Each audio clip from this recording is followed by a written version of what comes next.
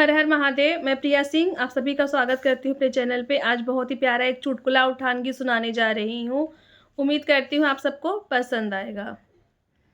सैया बांधा ना सिर पे पगड़िया तो सासू बोलाए लावा हो। पिया बांधा ना सिर पे पगड़िया तो सासू बोलाए लावा हो।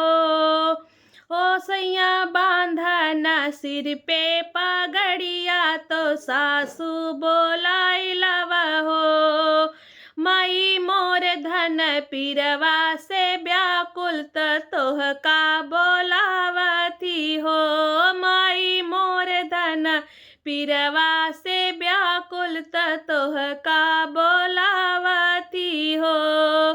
बेटा तोर धन मोहवा के पातर दामाद गरियावती हो।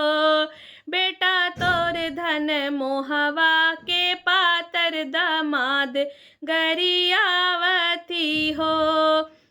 सैया बांधा ना सिर पे पगड़िया जेठनी बोलाए लावा हो। सैया बांधा ना सिर पे पगड़िया त जेठनी बोलाए लावा हो। भौजी मोर धन पीरवा से व्याकुल तोह का बोलावती हो। भौजी मोर धन पीरवा से व्याकुल तोह का बोलावती हो। देवरू तोर धन मोहवा के पातर भतीजा गरियावती हो।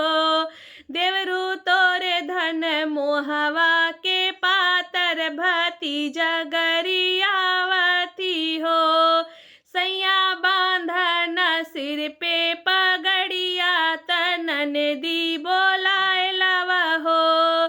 सैया बांधा ना सिर पे पगड़िया तनन दी बोलाए लावा हो।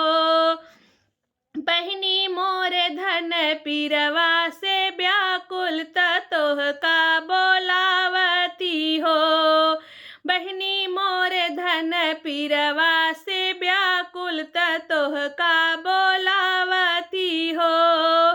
भैया तोर धन मोहवा के पातर ओ पिया गरियावती हो। भैया तोर धन मोहवा के पातर पिया गरियावती हो।